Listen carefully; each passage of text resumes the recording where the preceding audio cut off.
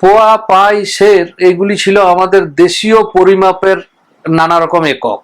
তারপরে যখন দেশ স্বাধীন হলো তখন এলো মেট্রিক পদ্ধতি। মেট্রিক পদ্ধতিতে গ্রাম, কিলোগ্রাম, লিটার এইসব চলে এলো।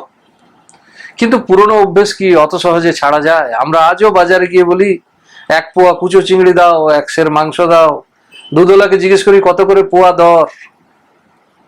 পোয়া, পাই, সের আজও আমাদের মনের মধ্যে আছে।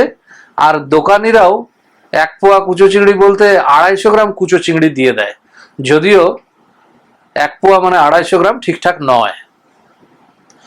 তবে আমরা যে পোয়া বারো বলি, পোয়া বারো মানে কিন্তু 12 পোয়া নয়। পোয়া বারো কথার অর্থ অনুকূল সময় বা সুসময়, কিন্তু এর মূল অর্থ আলাদা।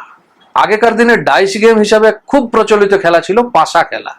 মহাভারতে যুধিষ্ঠির পাশা খেলায় সর্বস্বান্ত হয়েছিল। পাশা খেলাতে বাজি ধরা হতো বড় জোর। এই পাশা খেলাতে দুটো গুটি থাকতো, গুটিতে লুডোর ছক্কা যেরকম আজকের দিনে হয় সেরকম বিন্দু চিহ্নিত থাকতো। ওই এক একটি বিন্দুকে বলা হতো পোয়া। আর পোয়া বারো ছিল পাশা খেলার সর্বোচ্চ দান।